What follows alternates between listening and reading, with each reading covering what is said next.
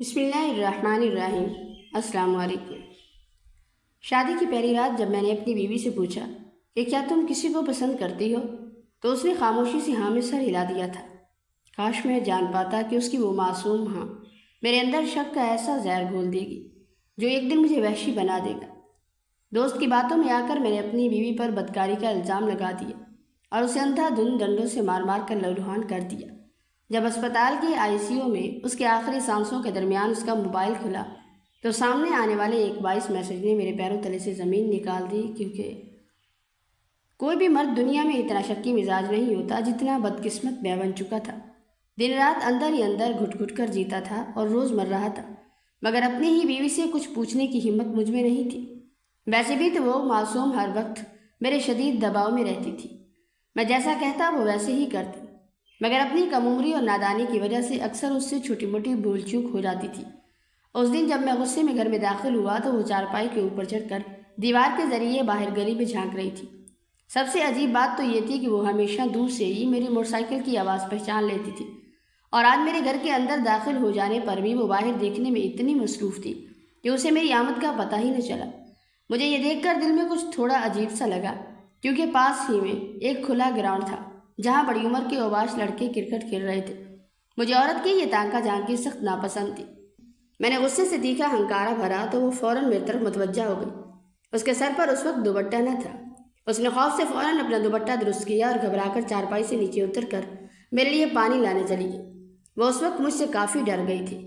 میرے چہرے پر اس وقت غضبناک اور وحشانہ تیور تھے۔ میں اسے اسی وقت بہت کچھ سنا لینا چاہتا تھا، لیکن اس سے پہلے کہ میں کچھ بولتا میرے جگری دوست کی کال آ گئی، تو میں سب کچھ چھوڑ چھاڑ کر اس کے پاس جانے کے لیے اسی وقت گھر سے نکل گیا۔ وہ جب تک کچن سے پانی لے کر آئی تب تک میں گھر کی دہلیز سے باہر جا چکا تھا۔ وہ پاگلوں کی طرح مجھے پیچھے سے پکارتی رہی۔ 100 بار اسے منع کیا تھا کہ جب میں کہیں جا رہا ہوں تو مجھے پیچھے سے آواز مت دیا کرو، مگر وہ تھی کہ ہر بار وہی کام کرتی، جس سے مجھے شدید نفرت تھی۔ میں نے غصے سے تل ملا کر پیچھے مڑ کر دیکھا تو ڈر کے مارے وہ فوراً بھاگ کر گھر کے اندر چلی گئی۔ جب تک مجھے گیٹ بند ہونے کی آواز نہیں آئی تب تک میں نے موٹر سائیکل کو بہت آہستہ چلایا، مگر جیسے ہی وہ گھر کے اندر چلی گئی تو مجھے دل میں تسلی ہو گئی۔ میں نے بائک کو تیز سپیڈ میں بھگاتے ہوئے اپنے اس دوست کو کال کی جو مرد ہونے کے باوجود فون پر زار و قطار روئے جا رہا تھا۔ مجھے شدید حیرانی ہوئی کہ آخر اس کے ساتھ ایسا کیا ہولناک حادثہ ہوا جو وہ ایک مرد ہو کر روئے جا رہا ہے۔ وہ تڑپ رہا تھا مگر میری کال نہیں اٹھا رہا تھا۔ میں جیسے ہی اس ڈھابے پر پہنچا تو دیکھا وہ بار بار اپنے آنسو صاف کرتے ہوئے ایک بڑی چارپائی پر اکیلا بیٹھا ہوا تھا۔ اس کے سامنے جو کھانا پڑا ہوا تھا اس سے مکھیاں لطف اندوز ہو رہی تھی، لیکن وہ نہ جانے کن گہرے گناہوں اور سوچوں میں ڈوبا ہوا تھا کہ اس کا کھانے پر دھیان ہی نہیں تھا۔ میں نے جلدی سے موٹر سائیکل پارکنگ میں لگائی اور بھاگتا ہوا اس کی جانب آیا۔ مجھے دیکھتے ہی اس کے رونے کی شدت میں اور اضافہ ہو گیا۔ میں دل میں سمجھ رہا تھا شاید وہ مرد ہو کر پاگل ہو گیا ہے۔ اسی لمحے میری مرحوم ماں کا کہا ہوا وہ جملہ میرے ذہن میں گھوم گیا کہ مرد کبھی روتے نہیں۔ اس کو اس حال میں دیکھا تو مجھے اندر سے غصہ آنے لگا۔ میں نے جھنجھلا کر کہا کہ کیوں رو رہے ہو؟ تو وہ تڑپ کر کہنے لگا تم صحیح کہتے تھے، جس عورت کو غیر مردوں سے بات چیت کرنے کی لت لگ چکی ہو وہ کبھی بھی کسی ایک مرد کے ساتھ مخلص نہیں رہ سکتی۔ وہ ایک طوائف تھی جسے عزت دینے کی خاطر میں اپنے گھر لایا، اس کے لیے اپنے سارے خاندان کی دشمنی مول لی، یہاں تک کہ آج بھی میرے ابا جان میرا چہرہ دیکھنا پسند نہیں کرتے۔ انہوں نے مجھے اپنے گھر سے نکال دیا، مگر اس بے وفا کی خاطر میں نے یہ سب ستم برداشت کیا۔ مجھے لگا کہ وہ زندگی بھر میری احسان مند رہے گی، مگر یہ کہتے کہتے اس کا گلا رند گیا اور اس نے بات ادھوری چھوڑ دی اور ایک بار پھر اپنے بہتے ہوئے آنسو صاف کرنے لگا۔ میں نے تڑپ کر پانی کا گلاس زبردستی اس کے کانپتے ہاتھوں میں تھمایا۔ اس نے کانپتے ہونٹوں سے 2 گھونٹ بھرے، پھر میری جانب بے بسی سے دیکھتے ہوئے کہنے لگا کہ یار جانتے ہو وہ مجھ سے پاک نکاح کے بعد بھی غیر مردوں سے ملتی تھی، بلکہ میری غیر موجودگی میں باقاعدہ وہ گناہگار لوگ ہمارے گھر کی دہلیز تک آ جایا کرتے تھے۔ ہمارا گھر گاؤں کے ایک ویران کونے میں تھا تو زیادہ آبادی بھی نہیں تھی، اس لیے کوئی دوسرا جان ہی نہ پایا کہ رات کے اندھیرے میں اس کو ملنے ایسے کون سے رشتہ دار آتے ہیں جن کو اس کا شوہر یعنی میں خود نہیں جانتا۔ میں 1-2 بار اس کے خاندان والوں سے ملا تھا اور اس کی بدقسمت ماں خود ایک طوائف رہ چکی تھی اور بیٹی بھی اب اسی کاری روش پر چل رہی تھی۔ اس کا معذور بھائی جو کمانے کے بالکل قابل نہیں تھا وہ سارا دن بستر پر لاچار پڑا رہتا تھا۔ مجھے لگا شاید اس کی ماں ان لوگوں کے ساتھ آتی ہے تو واقعی میں یہ اس کے قریبی رشتہ دار ہی ہوں گے، مگر مجھے کیا پتا تھا کہ وہ تو اس کے چاہنے والے تھے جس سے ملنے کے لیے وہ خود بھی دن رات بے تاب رہتی تھی۔ میں اتنا اندھا تھا کہ مجھے کچھ پتہ نہ چل سکا، مگر اس سیاہ روز میں نے اس کے پاس اتنی زیادہ رقم دیکھ لی جو تقریباً 5 لاکھ سے بھی زیادہ تھی۔ تم ہی بتاؤ ایک گھریلو عورت کے پاس اتنے پیسے کہاں سے آئے جو بیچاری کمانا بھی نہیں جانتی؟ تب میرا ماتھا ٹھنکا۔ میں نے غصے میں آ کر تھوڑا سا اس پر تشدد کیا تو وہ گناہوں کا بوجھ سہ نہیں پائی اور فوراً روتے ہوئے اقبال جرم کر لیا کہ وہ میری غیر موجودگی میں ان غیر مردوں سے ملتی تھی۔ اب اگر میں اس کو طلاق دیتا ہوں تو پورے علاقے کے ساتھ ساتھ خاندان بھر میں میری شدید بے عزتی ہوگی اور سب کو پتہ چل جائے گا کہ آخر میں نے اس کو چھوڑا کیوں۔ اب میں ایک ایسی عجیب مصیبت اور دلدل میں پھنس چکا ہوں جہاں سے نکلنے کا کوئی راستہ نہیں۔ گھر کرائے کا ہے۔ سگے باپ نے طوائف سے شادی کرنے کے جرم میں مجھے دھکے دے کر گھر سے بھی نکال دیا۔ اب جاؤں تو آخر جاؤں کہاں؟ نوکری بھی اس کے کہنے پر چھوڑ چکا ہوں اور جو کاروبار شروع کیا ہے وہ دن بدن بدترین نقصان میں جا رہا ہے۔ اب تم ہی میرے بھائی بتاؤ کہ میں کیا کروں؟ قرضے والے روز فون کر کے میرا جینا حرام کرتے ہیں۔ وہ گناہگار بیوی مجھے وہ پیسے دینا چاہتی ہے مگر میرے اندر کا غیرت مند مرد مر چکا ہے، لیکن میں وہ پیسے نہیں لے سکتا۔ ایسی حرام کمائی مجھ پر قیامت تک حرام ہے۔ یہ کہہ کر وہ بچوں کی طرح پھوٹ پھوٹ کر رونے لگا اور میں ہکا بکا گنگ اسے دیکھتا رہ گیا۔ میں تو پہلے ہی اسے منع کرتا تھا کہ وہ اس لڑکی کو اپنی پاکیزہ زندگی میں شامل نہ کرے۔ میں نے زبردستی اس کے ہاتھ پر کچھ پیسے رکھتے ہوئے اسے دلاسا دیا۔ اس کے ٹوٹے ہوئے دل میں ایک امید تھی کہ سب ساتھ چھوڑ جائیں گے، لیکن میرا یہ یار میرا ساتھ نہیں چھوڑے گا۔ شاید اسی واسطے وہ دنیا میں کسی اور کو بتانے کی بجائے مجھے اپنا سب کچھ بتا چکا تھا، لیکن اس کی اس ہولناک داستان نے میرے اندر بھی شک کا ایک بہت بڑا گھر کر لیا تھا، کیونکہ ٹھیک 6 دن پہلے میں نے اپنی بیوی کے پاس 10,000 روپے دیکھے تھے۔ حالانکہ میں خود اسے کبھی اتنے پیسے نہیں دیتا تھا، تو پھر آخر اس کے پاس یہ 10,000 کہاں سے آئے؟ میں گمسم سوچنے لگا۔ اس نے تو بس مجھے اتنا بتایا تھا کہ اس نے ان پیسوں سے میرے لیے خوبصورت سوٹ اور پرفیوم لیے۔ مجھے بے وقوف اور اندھے انسان میں اس وقت اتنی ہمت بھی نہیں تھی کہ میں اس سے ڈائریکٹ پوچھ سکتا کہ اس کے پاس یہ رقم کہاں سے آئی۔ اس کو اس وقت خوش دیکھ کر میں بھی دل ہی دل میں خوش ہو گیا تھا، مگر اب دوست کی باتیں سن کر میرے اندر کا سویا ہوا شک ایک بار پھر انگڑائی لے کر بیدار ہو چکا تھا۔ میں اسی وحشت میں فوراً اپنے گھر پہنچا۔ تذبذب کی حالت میں نے بائک کو گھر سے چند قدم دور ہی کھڑا کر دیا۔ سامنے دیکھا تو کوئی انجان لڑکا تھا جو منہ ہی منہ میں کچھ گناتے ہوئے میرے گھر کی دہلیز سے باہر نکل رہا تھا۔ میری بیوی گیٹ پر کھڑی مسکرا کر اسے خداحافظ بول رہی تھی اور وہ لڑکا نہ جانے کیوں شرمائے جا رہا تھا۔ مجھے اچانک سامنے دیکھتے ہی ان دونوں کے جیسے اوسان خطا ہو گئے۔ میری بیوی تو خوف کے مارے جلدی سے گھر کے اندر چلی گئی، جبکہ وہ لڑکا وہاں ایک پل رکنے کی بجائے وہاں سے الٹے قدموں بھاگ نکلا۔ میں تو پہلے ہی دوست کی وجہ سے شدید شک کی دلدل میں مبتلا تھا، اب تو میری بیوی نے خود مجھے اپنے اوپر وار کرنے کا موقع دے دیا تھا۔ میں جلدی سے غصے میں تلملاتا ہوا گھر کے اندر گیا اور وحشانہ انداز میں بیوی کے سر پر جا کھڑا ہوا۔ اس کے ہاتھ مجھے پانی کا گلاس دیتے ہوئے اس وقت برے طریقے سے کانپ رہے تھے، جیسے وہ رنگے ہاتھوں پکڑی گئی ہو۔ میں نے اس کے چہرے کے تاثرات کو جانچا تو وہ حد سے زیادہ ڈری ہوئی اور سہم چکی تھی۔ میں نے بغیر کسی تمہید کے کڑکدار آواز میں پوچھا کہ کون تھا وہ لڑکا؟ وہ مجھے جواب دیتے ہوئے بری طرح ہکلا رہی تھی۔ مجھے تبھی پکا محسوس ہوا کہ یہ عورت مجھ سے صاف جھوٹ بول رہی ہے۔ اس کے ڈرتے ہوئے کہنے کے مطابق وہ اس کی دور کی خالہ کا بیٹا ہے جو اس شہر آیا ہوا تھا، تو میرے گھر محض مجھ سے ملنے چلا آیا۔ میرا جی تو چاہا کہ میں اسے اسی وقت ایک زوردار تھپڑ اس کے منہ پر رسید کروں، مگر زبردستی مٹھیوں کو بھینچنے میں خود پر قابو پانے کی آخری کوشش کرنے لگا۔ اس سے پہلے کہ مجھے وہ خوفزدہ ہو کر کچھ اور بتاتی، میں غصے میں کچن کی طرف چلا آیا۔ وہاں دیکھا تو کچن کی شیلف پر ہی بہت سے پیسے پڑے ہوئے تھے۔ میری آنکھوں میں حیرت کے ساتھ ساتھ ایک شدید غصہ ہو آیا۔ ابھی ابھی میں اپنے برباد دوست کی ہولناک باتیں سن کر آیا تھا۔ اس کی باتوں کا مجھ پر اس وقت اتنا گہرا اثر ہوا کہ میں اپنی بیوی پر بھی شک کرنے پر مجبور ہو رہا تھا۔ میں دل سے شک نہیں کرنا چاہتا تھا، مگر حالات اور وجوہات ہی کچھ ایسی بن رہی تھی کہ مجھے سب کچھ سچ لگ رہا تھا۔ اگلے ہی پل اس نے جلدی سے وہ شیلف پر رکھے پیسے اٹھا لیے اور مٹھی میں بند کر کے اپنے پیچھے چھپانے لگے۔ میں نے غصے کے مارے زبردستی اس کی نازک کلائی کو اتنے زور سے پکڑا کہ ایسا محسوس ہوا جیسے وہ ابھی ٹوٹ جائے گی، مگر میں نے وحشیوں کی طرح اس کی انگلیاں کھولتے ہوئے زبردستی وہ سارے پیسے اس کے ہاتھ سے چھین لیے۔ وہ ہکا بکا روتی ہوئی مجھے دیکھتی رہ گئی۔ اس کی معصوم آنکھوں سے ٹپ ٹپ آنسو بہ رہے تھے، کیونکہ میں نے اس کا بازو اتنی بے رحمی سے پکڑا ہوا تھا کہ وہاں پر میری انگلیوں کے نیلے نشان بن چکے تھے۔ اس کی آنکھوں میں میرے لیے ایک گہرا شکوہ تھا، مگر میں نے اس وقت نظر انداز کر دیا اور غصے سے چلاتے ہوئے پوچھنے لگا کہ یہ پیسے کہاں سے آئے ہیں؟ وہ روتے ہوئے کہنے لگی کہ خالہ جان نے عیدی بھجوائی ہے۔ میں نے غصے سے دانت پیستے ہوئے کہا تو پھر مجھ سے چھپا کیوں رہی ہو؟ یہ مجھے دے دو۔ وہ انکار میں سر ہلانے لگی تو میں نے ضبط کا دامن چھوڑ کر اسے منہ پر ایک زوردار تھپڑ دے مارا۔ وہ سارے پیسے کھینچ کر میں اکیلا اپنے اندھیرے کمرے میں آ بیٹھا۔ مجھے نہیں معلوم کہ میرے پیچھے کچن میں اس کی کیا حالت تھی، مگر میرے شکی ذہن میں ابھی بھی بہت سے خوفناک سوالات گردش کر رہے تھے کہ میں نے تو کبھی زندگی میں اس کی چچی یا خالہ کا وہ بیٹا نہیں دیکھا تھا، تو پھر آخر وہ انجان لڑکا کون تھا؟ ابھی انہی اندھیری سوچوں اور بھیانک سوالوں کے تانے بانے میں پھنسا ہوا تھا کہ رات کے 10 بج گئے، مگر وہ اب تک کمرے میں لوٹ کر نہ آئی تھی۔ مجھے پہلے تو لگا کہ وہ شاید میری اس سخت زبردستی اور تھپڑ پر مجھ سے شدید ناراض ہو گئی ہے۔ میں اسی پچھتاوے اور غصے کے ملے جلے احساس کے ساتھ بستر سے اٹھ کر کچن میں گیا تو وہاں گپ اندھیرا تھا اور دروازہ بند پڑا تھا، وہاں کوئی بھی موجود نہیں تھا۔ میں نے دل میں ڈرتے ہوئے دوسرے کمرے کا رخ کیا، یہاں تک کہ سارا گھر چھان مارا، مگر وہ مجھے پورے گھر میں کہیں بھی دکھائی نہ دی۔ آگے والا صحن تو میں پہلے ہی دیکھ چکا تھا۔ جب میں دل میں ایک نامعلوم سے خوف کو لیے گھر کے پچھلے سنسان صحن میں آیا تو دیکھا کہ وہ مدھم روشنی میں ایک کاغذ پر جھکی ہوئی انتہائی رازداری سے کچھ لکھنے میں مصروف تھی۔ میں دور کھڑا سائے کی طرح اسے دیکھتا رہا۔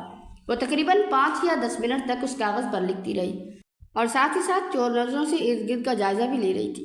شاید اس کے معصوم دل میں یہ شدید ڈر تھا کہ کہیں میں اچانک اس کے سر پر نہ پہنچ جاؤں۔ اس سے پہلے کہ میں غصے میں اس کے قریب جاتا، وہ جلدی سے اٹھی اور صحن میں پڑی بھاری چارپائی کو گھسیٹ کر دیوار کے بالکل قریب کیا۔ اپنے جوتے اتار کر وہ اس کے اوپر چڑھی اور پھر دیوار کے اس پار اندھیرے میں جھانکنے لگی۔ وہ کاغذ جو اب تک اس کے ہاتھ میں تھا اس نے دیوار کی دوسری سمت کسی انجان آدمی کے ہاتھ میں تھمایا تھا۔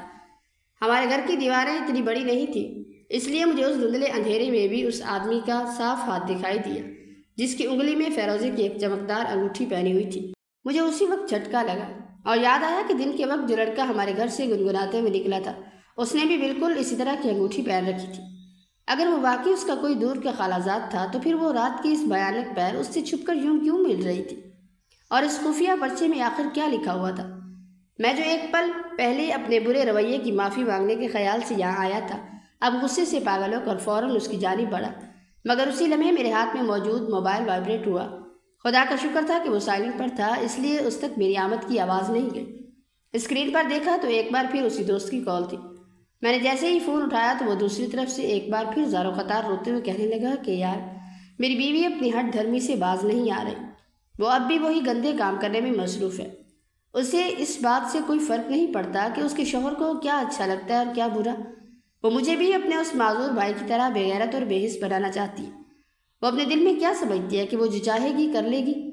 میں ایک شریف اور غیرت مند انسان ہوں، میں اسے ہرگز اپنی عزت کا جنازہ نکالنے نہیں دوں گا۔ دوست کی یہ تڑپتی ہوئی باتیں سن کر تو میرا دماغ ہی گھوم گیا۔ مجھے لگا اگر میں نے اپنی بیوی کو اسی وقت ڈھیل دی یا کچھ نہ کہا تو کہیں وہ بھی دوست کی بیوی کی طرح ہٹ درمی پر نہ اتر آئے، کہیں وہ بھی میرے سامنے ہی اس لڑکے سے کھلم کھلا ملنا شروع نہ کر دے۔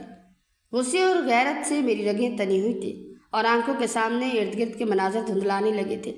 میں اسی وحشت میں پچھلے صحن میں کھڑا تھا جب اچانک کسی نے پیچھے سے میرے کندھے پر اپنا نرم ہاتھ رکھا تو میں بری طرح ہڑبڑا گیا۔ مڑ کر سامنے دیکھا تو بیوی کھڑی تھی۔ وہ مجھ سے ڈرتے ڈرتے پوچھنے لگی کہ آپ رات کے اس پہر باہر اکیلے کیا کر رہے ہیں؟ سب خیریت تو ہے نا؟ میں نے اپنے لہجے کو زبردستی سنبھالتے ہوئے کہا، کچھ نہیں، بس دوست کی کال ہے۔ تم یہ بتاؤ تم اب تک کہاں تھی؟ میں اپنی آنکھوں سے دیکھنا چاہتا تھا کہ وہ اب کیا جھوٹ بولتی ہے۔ وہ ہمیشہ کی طرح میری آنکھوں میں دیکھنے کی بجائے اپنی نظریں چراتے ہوئے دھیمی آواز میں کہنے لگی کہ میں تو پچھلے کمرے میں نماز پڑھ رہی تھی۔ میں نے اس کے جھوٹ پر طنز کرتے ہوئے کہا کہ جائے نماز تو تمہارے ہاتھ میں ہے نہیں، تو پھر نماز کیسے پڑھ رہی تھی؟ وہ گھبرا کر کہنے لگی، میں نے وہیں چارپائی پر کھڑی کر دی۔ میں نے اس سے پیچھا چھڑانے کے لیے کہا، ٹھیک ہے، میں دوست کی اہم کال سن کر آتا ہوں، تم کمرے میں جاؤ۔ جیسے ہی وہ اندر گئی میں دبے پاؤں پچھلے صحن میں واپس آیا اور چارپائی پر دیکھا تو وہاں دور دور تک کوئی جائے نماز کھڑی ہوئی نہیں تھی۔ یہ کھلا جھوٹ دیکھ کر میرا خون کھولنے لگا۔ میں اپنے خواب و خیال میں بھی نہیں سوچ سکتا تھا کہ جو لڑکی ہر چھوٹا بڑا کام مجھ سے پوچھ کر کرتی ہے وہ میری پیٹھ پیچھے مجھ سے اتنا بڑا اور ہولناک جھوٹ بولے گی۔ میں باہر کھڑا اکیلا اپنے دوست کی باتیں سنتا رہا اور جب کافی دیر بعد غصے سے بھرا ہوا اپنے اندھیرے کمرے میں آیا تو وہ بستر پر چادر اوڑھے سو چکی تھی۔ میں بھی اس کے پاس اپنے بستر پر نیند دراز ہو گیا، لیکن اس رات میری آنکھوں سے نیند غائب ہو چکی تھی۔ میں رات بھر جاگ کر یہی سوچتا رہا کہ آخر اس کے پاس اتنے پیسے کہاں سے آتے۔ پچھلے 1 مہینے سے تو میں نے خود اسے گھر کے راشن تک کے پیسے نہیں دیے تھے، مگر اس عورت نے مجھ سے ایک بار بھی کوئی شکایت نہیں کی تھی، بلکہ برابر میرا ہاتھ بٹاتے ہوئے گھر کا سارا خرچہ اکیلے اٹھایا کرتی تھی۔ تو پھر آخر اس کے پاس یہ اندھی کمائی کہاں سے آ رہی تھی؟ میرے شکی ذہن میں رات بھر مختلف بھیانک اور ڈراؤنی سوچیں گردش کرتی رہی۔ رات بھر میں شدید کرب اور بے چینی کی وجہ سے ایک پل بھی نہ سو سکا۔ جب فجر کے وقت میری ذرا سی بوجھل آنکھ لگی تو میری بیوی نے مجھے بیدار کرنا مناسب نہ سمجھا۔ میں اٹھ کر صبح زبردستی اپنے جذبات پر قابو پاتے ہوئے چائے ناشتے کے لیے باورچی خانے میں گیا تو اس کے چہرے پر خفگی یا ناراضگی کا کوئی نام و نشان تک نہ تھا، بلکہ وہ سلیقے سے اپنا کام کرتی رہی۔ میں ٹکٹکی باندھے اس کی حرکات و سکنات کا جائزہ لیتا رہا کہ شاید وہ اپنے گزشتہ رویے کی کوئی وضاحت پیش کرے گی، مگر اس کے لفظ سلے رہے۔ سچ تو یہ ہے کہ میں نے بھی اس سے کوئی ایسا سیدھا سوال نہیں پوچھا تھا جس کے جواب میں وہ اپنے دامن کی صفائی دیتی۔ میں تو بس اپنے ہی دل میں وہم کے ایک لا علاج مرض میں مبتلا ہو رہا تھا اور رفتہ رفتہ خود کو اس بھیانک دلدل میں جھلساتا جا رہا تھا۔ میرے ذہن میں یہی فاسد خیال جڑ پکڑنے لگتا کہ شاید اس دنیا کی ہر عورت کی فطرت ایک جیسی ہی ہوتی ہے۔ اب تمام شواہد بالکل عیاں تھے کہ وہ میری غیر موجودگی میں کسی نامعلوم شخص سے ملاقات کرتی تھی، جسے وہ محض اپنا ایک دور کا رشتہ دار بتاتی تھی۔ تبھی یکایک میرے دل میں یہ خیال آیا کہ کیوں نہ اس کی تایا کو فون کر کے اصل سچ معلوم کروں کہ کیا واقعی ان کا کوئی عدنان نامی بھتیجا ہے یا اس کے خاندان میں کوئی اور لڑکا جس کا نام موجود ہے۔ نہ جانے اس دن میرے دماغ میں یہ وسوسہ کیسے آیا۔ یہ بات ذہن میں گونجتے ہی میں نے فوراً اس کے بزرگ تایا کا نمبر ڈائل کیا۔ عام سے حال احوال کی گفتگو کے بعد جب میں نے عدنان کے متعلق دریافت کیا تو وہ کہنے لگے کہ ہاں، اس کا ایک کزن ہے جس کا نام عدنان ہے۔ یہ سن کر میں فون کاٹنا ہی چاہتا تھا کہ انہوں نے ٹوکا اور کہنے لگے، لیکن میاں آپ یہ سب کیوں پوچھ رہے ہیں؟ میں نے بات بناتے ہوئے جواب دیا کہ وہ اصل میں ہمارے ہاں آیا ہوا تھا، لیکن اس وقت گھر میں موجود نہیں تھا میں، تو سوچا کیوں نہ اس کی خیر خیریت پوچھ لوں۔ وہ آگے سے تلخ لہجے میں بولی کہ وہ عدنان تو یہاں ہمارے ساتھ دیہات میں مقیم ہے اور کبھی کبھار روزگار کے سلسلے میں شہر کا رخ کرتا ہے، مگر ایک بات گوش گزار کر لو کہ ماضی میں اس کی اور تمہاری عالیہ کی باقاعدہ منگنی طے پا چکی تھی۔ میرا بھائی جب تک زندہ رہا اس نے اس عدنان کے گھر آنے پر کڑی پابندی عائد کر رکھی تھی، اور اب تم نے شادی کے بعد اسے اتنی چھوٹ دے دی ہے کہ وہ جب چاہے تمہاری دہلیز پار کر سکے۔ اپنی عقل کو ہاتھ مارو اور اس پر تھوڑی نظر رکھو۔ اس کے تایا کے یہ زہر میں بجھی الفاظ سننے کی دیر تھی کہ غیرت اور غصے سے میرا دماغ موف ہونے لگا۔ میں نے الوداع کہے بغیر ہی فوراً کال کاٹ دی۔ اب تو میرے سامنے سارا سچ کھل کر آ چکا تھا۔ مجھے یاد آیا کہ شادی کی پہلی رات تھی جب میں نے اس سے سوال کیا کہ کیا وہ ماضی میں کسی کو چاہتی تھی، تو اس نے شرما کر اس بات پہ سر ہلایا تھا۔ اس لمحے تو میں نے یہی جانا کہ وہ مجھ سے محض ہنسی مذاق کر رہی ہے، لیکن اصل بات یہ تھی کہ جب سے اس نے وہ اعتراف کیا تھا تب سے ہی میں لاشعوری طور پر وہم کی گرفت میں آ چکا تھا۔ بس اب تک میرے پاس کوئی ٹھوس گواہی نہیں تھی، اور آج تو میرے پاس شک کو یقین میں بدلنے کی ایک مضبوط اور واضح وجہ بھی موجود تھی۔ میں اپنے چہرے پر غیظ و غضب کے تاثرات لیے وحشانہ قدموں سے کمرے کی طرف بڑھا۔ اندر جھانکا تو وہ اپنے ہی دھیان میں مگن کوئی دھن گنگنا رہی تھی۔ وہ مجھے دیکھتے ہی یکدم سہم کر خاموش ہو گئی اور مسکراتے ہوئے میرے قریب آئی اور پوچھنے لگی کہ کیا آج آپ نے دکان پر نہیں جانا؟ میں نے اپنے اندر کے ابلتے ہوئے لاوے کو چھپاتے ہوئے روکھے لہجے میں کہا کہ جاتا ہوں، ابھی تھوڑی دیر باقی ہے۔ تو کہنے لگی کہ جی بہتر، اور یہ کہہ کر وہ واش روم کی طرف چلی گئی۔ اسی لمحے میرے شکی دماغ میں ایک چالاک منصوبہ بننے لگا، کیوں نہ اسے یہ جھوٹا دلاسا دوں کہ میں کام پر جا رہا ہوں اور پھر میں چپکے سے گھر کے اندر ہی چھپا رہوں، تاکہ میں اپنی آنکھوں سے دیکھ سکوں کہ آخر ان دونوں کے درمیان ایسی کون سی پوشیدہ باتیں ہوتی ہیں جو وہ لڑکا روز میری پیٹھ پیچھے اس سے ملنے چلا آتا ہے، اور میں ہر صورت اسے رنگے ہاتھوں پکڑنا چاہتا تھا۔ تبھی میں نے واش روم کے باہر سے ہی اونچی آواز میں اسے کہا کہ ایک دوست کا فون آیا، مجھے ضروری کام سے جانا ہوگا اور آج شام کو دیر سے لوٹوں گا، تم فکر مت کرنا۔ اس نے اندر سے ہی اس بات میں جواب دیا، جس پر میں مطمئن ہو کر باہر نکل آیا۔ کافی دیر تک شہر کی سڑکوں پر بے مقصد آوارہ گردی کرنے کے بعد جب میں اپنے بتائے ہوئے وقت سے ذرا پہلے واپس گھر پہنچا تو میری حیرت اور غصے کی انتہا نہ رہی۔ معمول کے مطابق اس لڑکے کی موٹر سائیکل میرے گھر کے باہر کھڑی میرا منہ چڑھا رہی تھی۔ میرے اندر غیرت کا خون ابلنے لگا۔ میں نے فوراً پیروں کو دباتا ہوا صحن سے گزر کر اندر بڑھا۔ سامنے کمرے کی بتی جل رہی تھی اور اندر سے دھیمی سرگوشیوں میں باتیں کرنے کی آوازیں صاف سنائی دے رہی تھی۔ میں سیدھا دروازے کی طرف جانے کے بجائے کھڑکی کی اوٹ میں ہوا اور وہاں سے اندر جھانکنے لگا، ساتھ ہی وہ پستول جو آج ہی مجھے میرے دوست نے تھمائی تھی میں نے کپکپاتے ہاتھوں سے مضبوطی سے پکڑ لی۔ اس نے کسی کو بھنک لگے بغیر اپنی گناہگار بیوی کو موت کے گھاٹ اتار کر نہر میں پھینک دیا تھا، اور اب مجھے بھی یہی مشورہ دے رہا تھا کہ کیوں نہ اس نے اپنی عورت کو غیر مرد کے ساتھ رنگے ہاتھوں دیکھا تھا، اور وہ اس کی اس ہٹ دھرمی سے بدترین تنگ آ چکا تھا۔ اب تک پولیس کو بھی اس ہولناک واقعے کا پتہ نہ چلا تھا۔ اس نے یہ راز صرف مجھے بتایا تھا کیونکہ وہ میرا قریبی تھا اور مجھے اس دلدل سے نکالنا چاہتا تھا۔ میں اندر سے بری طرح ڈرا ہوا تھا، مگر میں نے خود پر قابو پایا۔ میں جلد از جلد اس لڑکے کو عبرتناک انجام تک پہنچانا چاہتا تھا جو میری پرسکون اور ہنسی کھیلتی زندگی میں ایک تباہ کن طوفان بن کر نازل ہوا تھا۔ جب میں نے کھڑکی کی درار سے اندر کا منظر دیکھا تو وہ دونوں صوفے پر بالکل قریب بیٹھے محو گفتگو تھے۔ اسی پر عدنان نے ایک چمکتا ہوا نیا موبائل فون میری بیوی کے ہاتھ میں تھمایا۔ وہ بے حد خوش ہوتے ہوئے اس کا شکریہ ادا کرنے لگے، مگر جیسے اس کی نظر دیوار پر لگی گھڑی پر پڑی تو وہ گھبرا کر کہنے لگی کہ اب تم جلدی سے یہاں سے نکلو، اگر میرا شوہر آ گیا تو اسے بالکل اچھا نہیں لگے گا، تمہارا اس وقت یہاں سے جانا ہی بہتر ہوگا، چلو میں تمہیں باہر گیٹ تک چھوڑاتی ہوں۔ وہ لڑکا مسکرا کر کہنے لگا، پہلے مجھے یہ موبائل چلانے کا طریقہ تو سیکھ لو۔ میری بیوی نے جواب دیا کہ شادی سے پہلے میرے پاس اپنا فون تھا، میں سب جانتی ہوں، تمہارا بہت شکریہ کہ تم نے اس کٹھن وقت میں میری اتنی بڑی مدد کر دی۔ یہ کہہ کر وہ اسے رخصت کرنے کے لیے باہر لانے لگی۔ میں تڑپ کر جلدی سے اندھیرے سائے میں پیچھے ہٹ گیا۔ میری بیوی اسے باہر مین گیٹ تک چھوڑنے گئی اور پھر اطمینان کا سانس لیتی ہوئی واپس اندر آ کر بیٹھ گئی۔ ٹھیک 5 منٹ بعد جب میں نے چہرے پر مصنوعی تھکن سجائے کمرے کا دروازہ کھولا تو وہ مجھے اچانک سامنے دیکھ کر بری طرح ہڑبڑا گئی، لیکن اب اس کے ہاتھ میں وہ نیا موبائل کہیں موجود نہ تھا، وہ اسے مجھ سے چھپا چکی تھی۔ البتہ صوفے کے نشست پر ڈھیر سارے پیسے بکھرے پڑے تھے۔ میں نے جلتی ہوئی خشمگین نگاہوں سے اپنی شریک حیات کو گھورا۔ غصے کے مارے میرا پورا وجود کانپ رہا تھا۔ میں ایک وحشی کی طرح اس کی جانب جھپٹا اور اس کے چہرے پر ایک زوردار تھپڑ دے مارا۔ وہ شدید حیرت اور بے بسی سے مجھے تکتے ہوئے بلک بلک کر رونے لگی۔ میرا غیظ و غضب یہیں بس نہ ہوا بلکہ میں نے پاس پڑا ہوا لکڑی کا ایک بھاری ڈنڈا اٹھایا اور بے رحمی سے اسے مارنے لگا۔ وہ درد سے چلاتے ہوئے اپنے ہاتھوں سے اپنا دفاع کرنے کی کوشش کرنے لگی تو میرا طیش مزید بڑھ گیا۔ اس وقت میرا بس نہیں چل رہا تھا کہ اسے جان سے ہی مار ڈالوں۔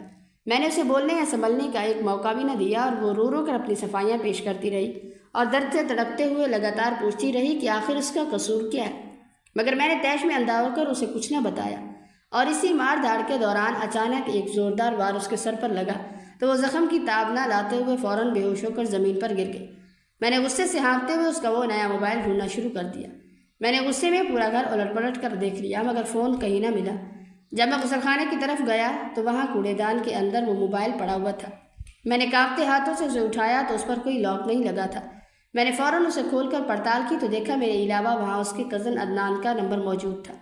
میں نے جیسے اس کی چیٹ کھول کر وہاں آیا ہوا آخری وائس میسج پلے کیا تو وہ سنتے ہی میرے پیروں تلے سے زمین نکل گئی۔ میرا سارا شک ایک ہی پل میں کافور ہو گیا۔ میں پچھتاوے کی آگ میں جلتا ہوا جلدی سے اپنی بیوی کی جانب بھاگا، اسے بازو میں اٹھایا اور پاگلوں کی طرح اسپتال لے کر پہنچا، مگر وہاں ایمرجنسی میں ڈاکٹر نے معائنے کے بعد جو ہولناک خبر سنائی اس نے میری روح تک فنا کر دی۔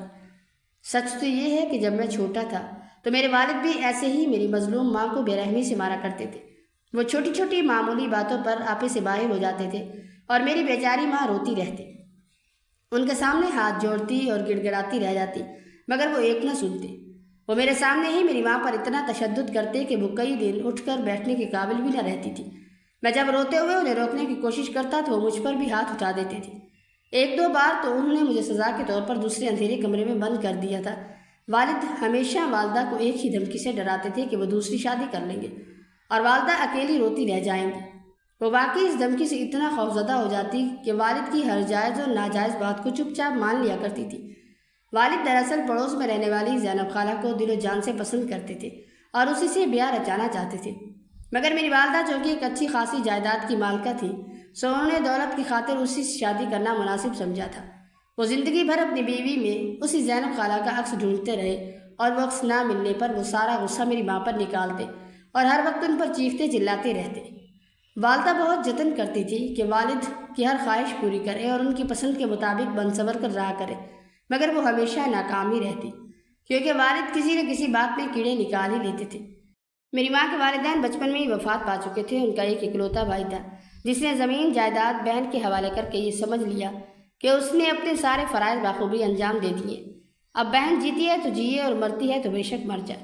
اس نے کبھی پلٹ کر بہن کی خیر خیریت تک نہ پوچھی۔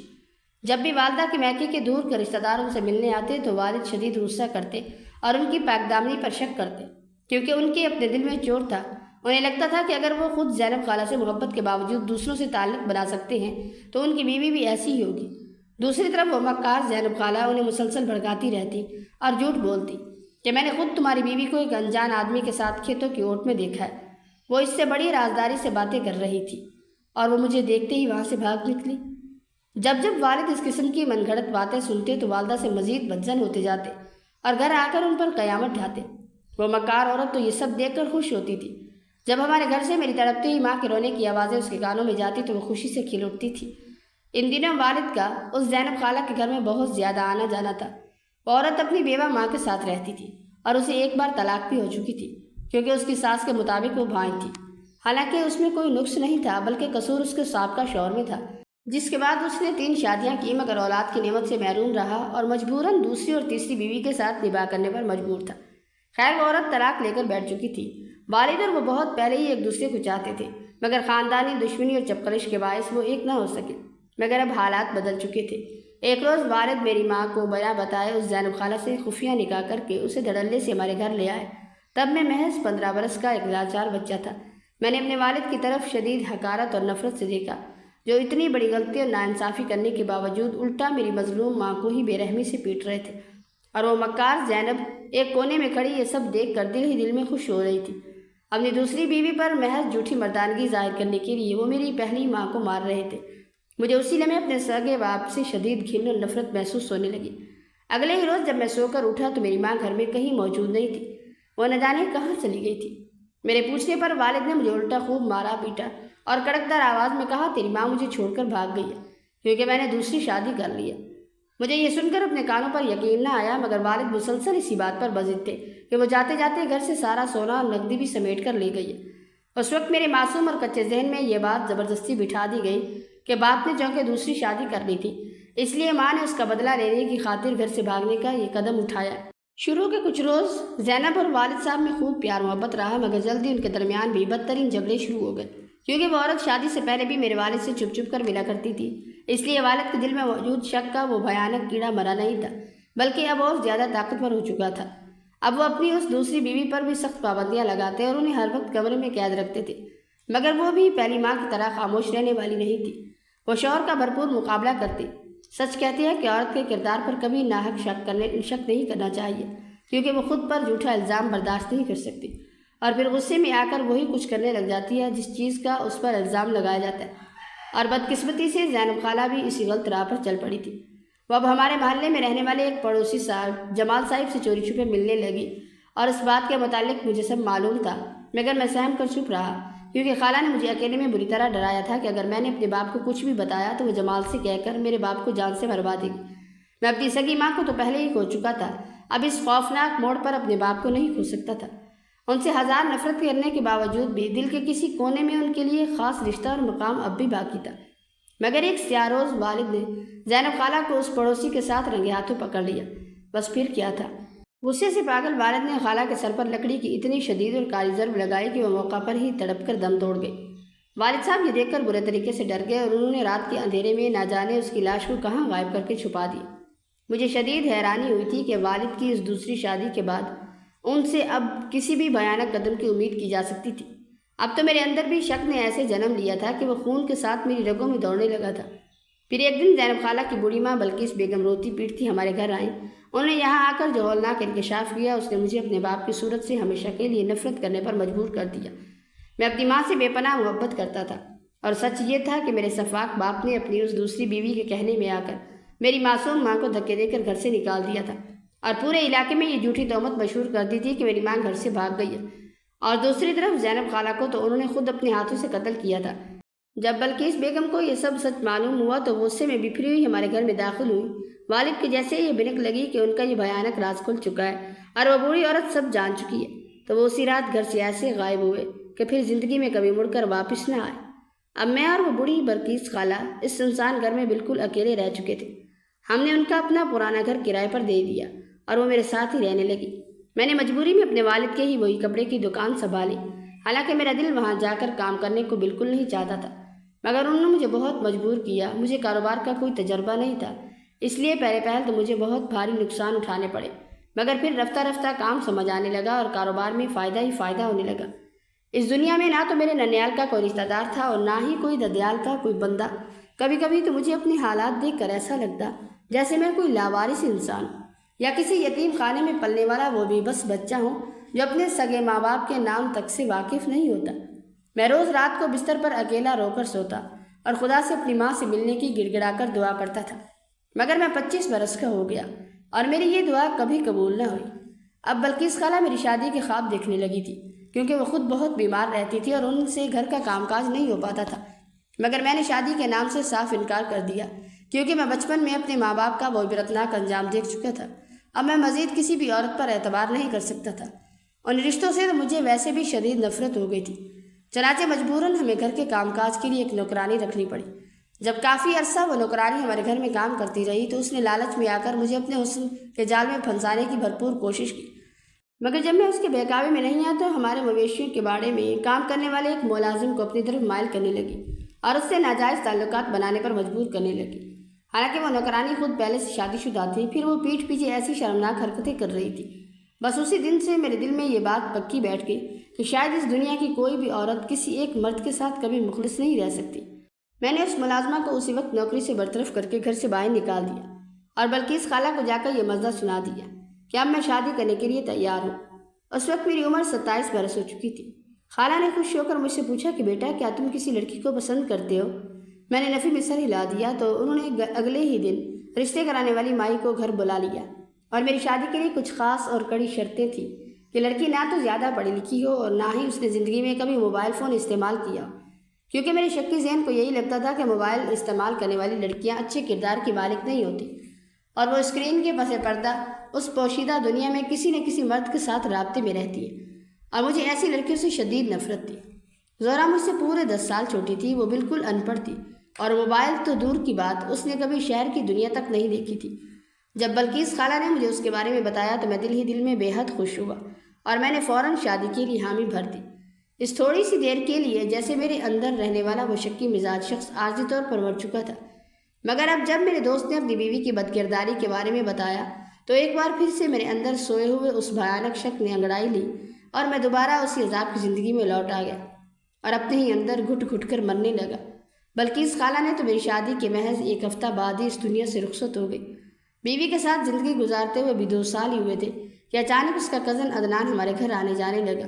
حالانکہ بلکیس خالہ کے بتانے کے مطابق وہ یتیم تھی اور اس کا اس دنیا میں کوئی سہارا نہیں تھا، بس ایک چچا اور چچی تھے جن کے اپنے بچے بھی بہت چھوٹے تھے۔ تو پھر آخر یہ عدنان کون تھا؟ میں اسی ششپنج اور تذبذب میں دن رات مبتلا رہا۔ شروع میں تو میں اپنی کم عمر بیوی سے کچھ کہہ نہ سکا، مگر جب میرے صبر اور برداشت نے جواب دیا تو میں نے اسے رنگے ہاتھوں پکڑنے کا حتمی فیصلہ کر لیا اور سچ جانے بغیر ہی غصے میں آ کر اس کے سر پر لکڑی کا بھاری وار کر دیا۔ جب میں نے اس کا وہ چھپایا ہوا موبائل کھول کر دیکھا تو میری حیرت کی انتہا نہ رہی۔ وہ سلائی کڑھائی کے کام میں بے حد ماہر تھی اور مختلف قسم کے فینسی کپڑے سے سی کر وہ اس موبائل کے ذریعے آن لائن بیچا کرتی تھی۔ شادی سے پہلے ہی اس نے ایک چھوٹا سا کاروبار شروع کر رکھا تھا جس کو اس فون کے ذریعے چلا رہی تھی۔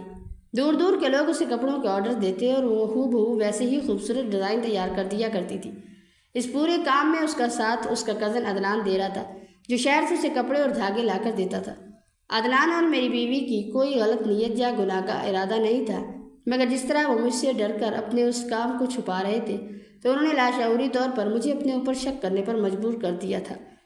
مگر میں اب یہ سچ جاننا چاہتا تھا کہ اس کے چچا نے تو فون پر مجھ سے کہا تھا کہ عدنان اور اس کی ماضی میں منگنی رہ چکی تھی، تو پھر اس موبائل کے وائس میسج میں وہ اسے بار بار بھائی کہہ کر کیوں مخاطب کر رہی تھی؟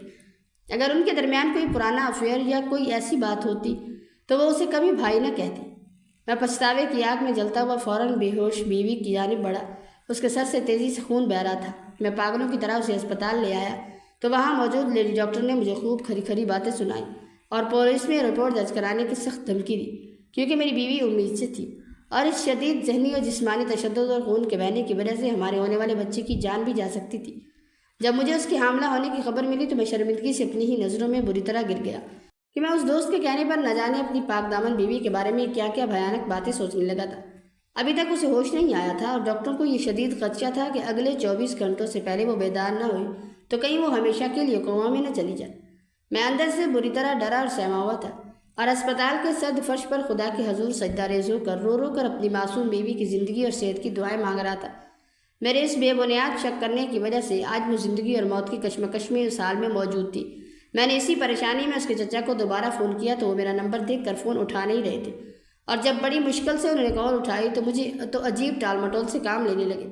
تبھی مجھے پکا احساس ہوا کہ دال میں کچھ تو کالا ہے اور مجھے اب ہر صورت میں اس کے اصل گھر جانا ہے۔ چنانچہ شادی کے بعد پہلی بار جب میں سچ کی تلاش میں اس کے دور دراز گاؤں میں پہنچا تو مجھے گاؤں کے چوپال پر سب سے پہلے آدمی جو ملا، میں نے اس سے بے چینی میں اپنی بیوی کے بارے میں پوچھا تو وہ حیرت سے آنکھیں پھاڑے کہنے لگا کہ میاں یہ تم کیا کہہ رہے ہو؟ کیا صفیہ کی بیٹی زہرا اب بھی زندہ ہے؟ ایسا کیسے ہو سکتا ہے؟ اس کے چچا نے تو پورے گاؤں میں یہ اڑا رکھا تھا کہ وہ کب کی مر کھپ چکی ہے۔ اس بوڑھے دیہاتی کی یہ بات سنتے ہی مجھے فوراً سمجھ آ گئی کہ اس کا مکار چچا اب تک مجھ سے صرف اور صرف جھوٹ بول رہا تھا۔ میں نے بڑی عاجزی سے اس آدمی سے درخواست کی کہ خدا کے لیے آپ مجھے اس پرانے گھر لے چلیے جہاں وہ شادی سے پہلے رہتی تھی۔ تو وہ نفی میں سر ہلا کر کہنے لگا، میاں اب وہاں زہرا نہیں بلکہ اس کا دودھ شریک بھائی عدنان رہتا ہے۔ میں اس کا نمبر تمہیں دیتا ہوں، تم اس سے رابطہ کر لو، وہ تمہیں ہر بات کا سچ سچ بتا دے گا۔ اس بوڑھے کے منہ سے دودھ شریک بھائی کا لفظ سن کر تو میرے پیروں تلے سے زمین ہی نکل گئی۔ میں ہکا بکا کھڑا رہ گیا کہ یا اللہ، جس پاک دامن کے بارے میں اب تک کیا کچھ غلیظ سوچتا رہا، وہ تو اس کا سگا بھائی نکلا تھا۔ میں شرمندگی سے پانی ہوتا ہوا اور خود اپنی عقل کو صلاحیں سناتا ہوا عدنان کا نمبر ملا کر اسے کال کرنے لگا۔ خوش قسمتی سے وہ اسی وقت گاؤں میں اپنے ہی گھر پر موجود تھا۔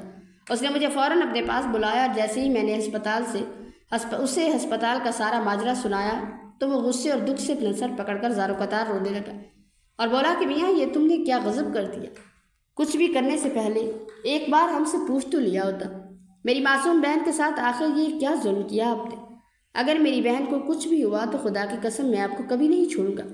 اس کی یہ طرف دیکھ کر میں نے روتے ہوئے اس سے کہا کہ تم لوگ سچ چھپا کر جو غلط فہمیاں پیدا کر رہے تھے یہ اسی کا نتیجہ ہے۔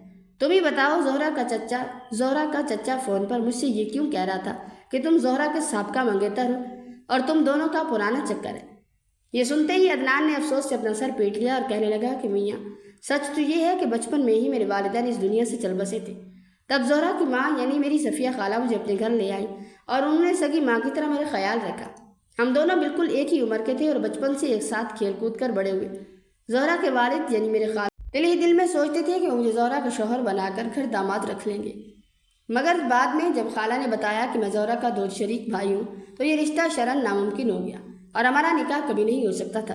مگر زہرا کا چچا جو زہرا کے والد کی ساری جائیداد اور دولت ہڑپ کرنے کے لیے زہرا کی شادی زبردستی اپنی بیٹے سے کروانا چاہتا تھا، اس نے یہ سچ جاننے کے باوجود ہر طرف یہ جھوٹی افواہ پھیلا دی کہ صفیہ اپنی بیٹی کا نکاح مجھ سے کرنے والی ہے۔ لوگ پیٹھ پیچھے طرح طرح کی باتیں بنانے لگے۔ وہ ظالم صرف اور صرف صفیہ خالہ کو پورے علاقے میں بدنام کرنا چاہتا تھا اور کچھ نہیں۔ پھر جیسے ہی زہرا کے والد کا انتقال ہوا، اس چچا نے زبردستی ہماری زمینوں پر قبضہ کرنا چاہا اور میرے ہوتے ہوئے وہ اپنے اس ناپاک مقصد میں کامیاب نہ ہو سکا، کیونکہ زہرا کے والد کے بعد یہ جائیداد قانوناً صفیہ خالہ اور زہرا کی ملکیت تھی۔ یہی وجہ تھی کہ میں اس ظالم چچا کی آنکھوں میں بری طرح کھٹکنے لگا۔ تبھی ایک روز صفیہ خالہ نہر پر پانی بھرنے گئی تو وہ صدمے کی حالت میں پیر پھسلنے کی وجہ سے اس میں گر گئی اور پھر اگلے گاؤں کے لوگوں کو ان کی تیرتی ہوئی لاش ملی۔ صفیہ خالہ کے اس دنیا سے جانے کے بعد تو زہرا کے چچا کے حوصلے اور زیادہ بلند ہو گئے اور وہ منہ زور ہو گیا۔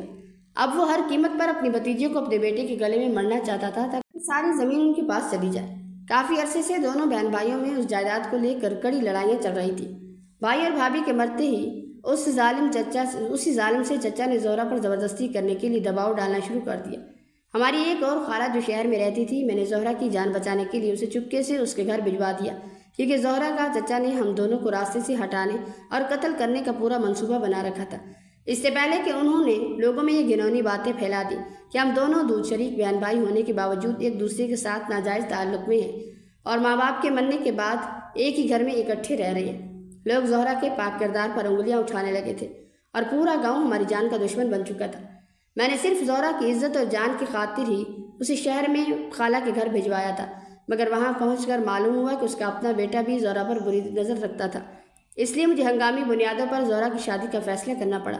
تبھی ہماری ملاقات بوڑھی بلقیس خالہ سے ہوئی جو میری مرحومہ ماں کی چچازاد بہن تھی اور ایک شریف انسان کی تلاش میں تھی جہاں زہرا محفوظ رہ سکے۔ وہ اپنے بیٹے کی شادی کرنا چاہتی تھی، مگر مجھے معلوم نہ تھا کہ آپ ان کے سگے بیٹے نہیں ہیں۔ انہوں نے ماضی میں اپنے کی مرضی کے خلاف بھاگ کر شادی کی تھی، اس لیے وہ اپنے پورے خاندان سے کٹ کر رہ گئی تھی۔ جب میں شہر میں ان سے ملا تو وہ مجھے فوراً پہچان گئے، کیونکہ میری مرحومہ ماں نے سب کی مخالفت کے باوجود بلقیس خالہ سے اپنا تعلق برقرار رکھا ہوا تھا۔ حالانکہ ہمارے خاندان کے باقی سارے لوگ ان سے شدید نفرت کرتے تھے اور ان سے کسی قسم کا کوئی رشتہ یا واسطہ نہیں رکھنا چاہتے تھے۔ جب میں نے ان کے سامنے اپنی بہن زہرا کا تذکرہ کیا تو انہوں نے رشتہ کرانے والی مائی کو میرے کہنے پر آپ کے گھر بھیج دیا۔ مجھے وہ رشتہ اپنی یتیم بہن کے لیے بہت معقول اور محفوظ لگا، کیونکہ میں جلد از جلد اپنی بہن کی شادی کی ذمہ داری سے سب کو دوش ہونا چاہتا تھا۔ بلکہ اس خالہ نے شادی طے کرتے وقت ہمیں آپ کی طرف سے کوئی ایسی شرط نہیں بتائی تھی کہ آپ کو کس قسم کی بیوی چاہیے، جبکہ حقیقت یہ تھی کہ میری معصوم بہن زہرا باقاعدہ میٹرک پاس تھی اور اس کے پاس اپنا موبائل فون بھی موجود تھا۔ مجھے زہرا کے چچا کے شر سے ہر وقت یہ خوف لاحق رہتا کہ کہیں وہ آپ کو بھڑکا کر اس کا گھر نہ اجاڑ دے اور کہیں آپ میری بہن کو طلاق نہ دے دیں۔ اسی بدترین ڈر کی وجہ سے میں نے خود زہرا سے ہاتھ جوڑ کر یہ درخواست کی تھی کہ وہ میرے بارے میں آپ کو کچھ نہ بتائے اور نہ ہی اپنے تعلیمی سلسلے یا موبائل کے بارے میں کوئی ذکر کرے۔ اس صابر بہن نے میرا کہا مانتے ہوئے اور اپنا گھر بچانے کی خاطر آپ سے اپنا سارا ماضی چھپائے رکھا اور کچھ بھی نہ بتایا۔ جس روز زہرا کے چچا نے غنڈوں کے ساتھ ہمارے گاؤں والے گھر پر جان لیوا حملہ کیا تھا، اسی رات میں نے اپنی بہن کی جان بچانے کے لیے پورے علاقے میں یہ جھوٹی خبر مشہور کر دی تھی کہ زہرا کا انتقال ہو چکا ہے۔ یہ سن کر چچا اور گاؤں کے لوگ خاموش ہو گئے اور زہرا کے والد کی چھوڑی ہوئی ساری دولت اور جائیداد پر اس کے ظالم چچا نے زبردستی قبضہ کر لیا تھا۔ میرے حصے میں صرف تھوڑی سی زمین آئی تھی جو خالہ اپنی زندگی میں ہی محبت کے طور پر میرے نام کر گئی تھی۔ میری بہن زہرا سلائی کڑھائی کے کام میں بے حد ماہر تھی۔ جب گاؤں میں ہمارے ہاں فاقے کرنے کی نوبت آ گئی اور وہ زمین بھی بالکل بنجر نکلی تو ہم دونوں بہن بھائیوں نے اکیلے محنت کرنے کی ٹھانی۔ وہ گھر میں چھپ کر ڈیزائنر سوٹ تیار کرتی اور میں انہیں شہر جا کر بیچتا تھا۔ یوں ہی ہم دونوں کا دال دلیا چلتا تھا۔ آپ سے شادی کے بعد بھی اسے مجبوری میں یہ آن لائن کام کرنے کا سلسلہ پوشیدہ طریقے سے جاری رکھا، کیونکہ اس کے چچا اب بھی ہمارے جانی دشمن بنے ہوئے تھے۔ میں کسی قیمت پر نہیں چاہتا تھا کہ ان ظالموں کو بھینک بھی ملے کہ زہرا بھی زندہ ہے، ورنہ وہ اسے دوبارہ مارنے کی کوشش کرتے۔ وہ زمین جسے محض بنجر اور بیکار کہہ کر چچا نے مجھے وہاں کام کرنے سے روک دیا تھا، وہ مکار اب خود اس پر جدید کاشتکاری کرنے لگے اور لاکھوں کا منافع کمانے لگے۔ علاقے کے سبھی لوگوں کو اس ناانصافی کا بخوبی علم تھا، مگر چونکہ چچا برسر اقتدار اور بااثر تھے اس لیے کسی میں اتنی جرأت نہ تھی کہ ان کے سامنے سچ بول پاتا۔ مجبوراً مجھے اپنی جان بچانے کے لیے وہ گاؤں چھوڑنا پڑا۔ اب میں کبھی کبھار ہی یہاں اپنے پرانے مٹی کے گھر کا چکر لگاتا ہوں، لیکن زیادہ تر وقت شہر میں ہی گزرتا ہے۔ اس ظالم چچا نے زہرا کے بعد مجھے بھی بدنام کرنے کی بہت کوششیں کی، مگر وہ اپنے ناپاک عزائم میں کبھی کامیاب نہ ہو سکے۔ انہوں نے آپ کا سراغ لگانے اور آپ تک پہنچنے کی بھی بھرپور کوشش کی تھی تاکہ آپ سے زہرا کا پوچھ سکے، مگر میں ہر بار ایک مضبوط دیوار بن کر ان کے بیچ میں آ گیا۔ کافی بار انہوں نے مجھ پر اجرتی قافلوں سے قاتلانہ حملے بھی کروائے، مگر سچ کہتے ہیں کہ جس کو اللہ رکھے اسے کون چکھے۔ عدنان کے منہ سے ہونے والے اس عبرتناک اور سچے انکشاف پر میں اپنا سر تھام کر رہ گیا۔ پچھتاوے اور ندامت کے مارے میرے پاس الفاظ ختم ہو چکے تھے۔ بغیر اسے کوئی جواب دیے یا اپنا چہرہ دکھائے میں چپ چاپ اسپتال کی طرف بھاگا، جہاں میری مظلوم بیوی کو ہوش آ چکا تھا۔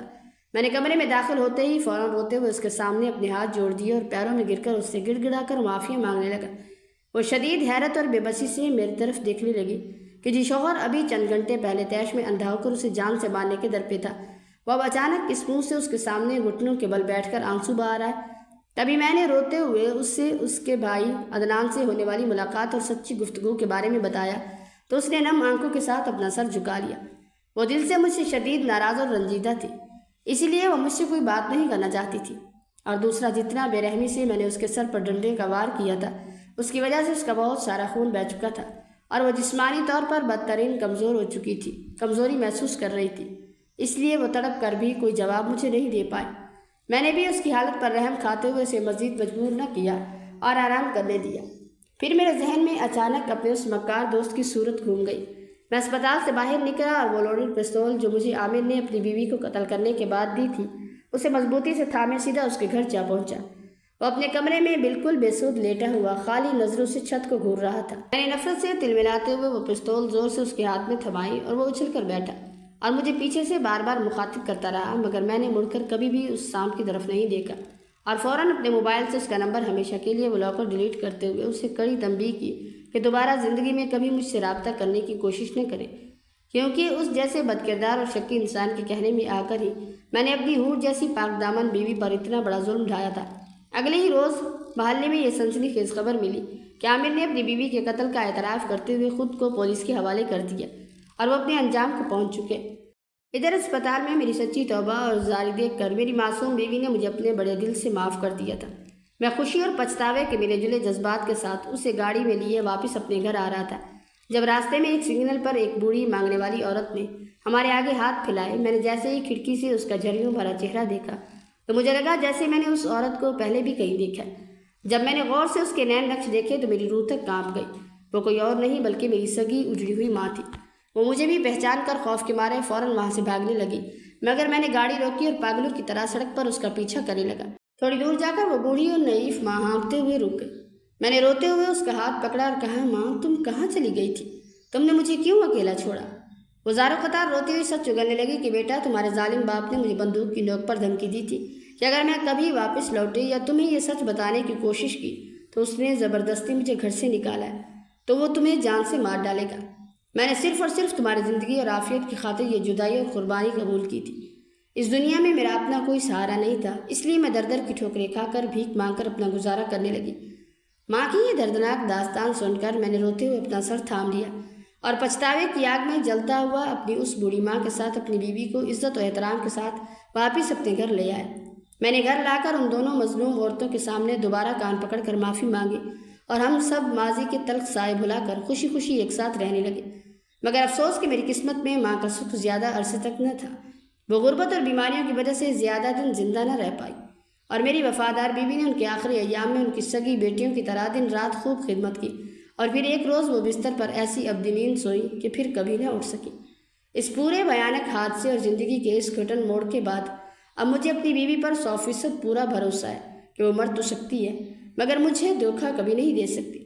یہ تو میں اپنے اس شکی دوست عامر کی جھوٹی باتوں میں آ گیا، اور پھر میرا اپنا بچپن بھی چونکہ ایسے ہی شک اور تشدد کے ماحول میں گزرا تھا، اس لیے میرا اس کم عمر لڑکی پر یوں لاشعوری طور پر وہم کرنا بنتا تھا۔ مگر اب ہماری زندگی میں صرف اور صرف محبت اور یقین کا راج ہے۔ میرے عزیزوں، یہ دردناک داستان اس کڑوی حقیقت کا آئینہ ہے۔ شک وہ زہریلا سانپ ہے جو غیروں کی زبان سے نکلتا ہے اور اپنوں کے ہنستے کھیلتے آشانیوں کو ڈس کر راکھ کر دیتا ہے۔ اس لیے مردوں کو یاد رکھنا چاہیے کہ کانوں کا کچا پن اور عورت کی پاک دامنی پر وہم کرنا مردانگی نہیں بلکہ کمزوری ہے، کیونکہ عورت وفا کا وہ سمندر ہے جو شوہر کے ایک سچے پیار کی خاطر اپنی پوری ذات فنا کر دیتی ہے، مگر جب اس کے مان اور سر پر بے گناہی کا وار ہوتا ہے تو عرش الہی بھی کانپ اٹھتا ہے۔ اور جو مرد اپنوں کو چھوڑ کر غیروں کی منافقت پر اعتبار کرتے ہیں وہ آخر کار زندگی کے کسی موڑ پر پچھتاوے کی ایسی آگ میں جلتے ہیں جہاں آنسو تو بہت ہوتے ہیں مگر کھویا ہوا وقت اور مان پھر کبھی لوٹ کر نہیں آتا۔ لہٰذا غیروں کی باتوں کو اپنے گھر کی دہلیز سے باہر رکھ کر اپنی عورت پر اندھا یقین اور احترام کرنا سیکھیں تاکہ کوئی مکار دوست آپ کے مان کو سڑکوں پر نہ رول سکے۔ اور میری اللہ پاک سے دعا ہے کہ وہ ہر گھر کو شکی مزاجی کی اس کالی بلا سے محفوظ رکھے، ہر مرد کو اپنی شریک حیات کا سچا محافظ بنائے، ہر پاک دامن عورت کے مان اور عزت کی حفاظت فرمائے، ہمارے دلوں میں ایک دوسرے کے لیے ایسا سچا یقین اور بے پناہ محبت پیدا کر دے کہ کوئی تیسرا منافق انسان ہمارے ہنستے کھیلتے رشتوں میں کبھی دوریاں نہ پیدا کر سکے۔ آمین ثم آمین۔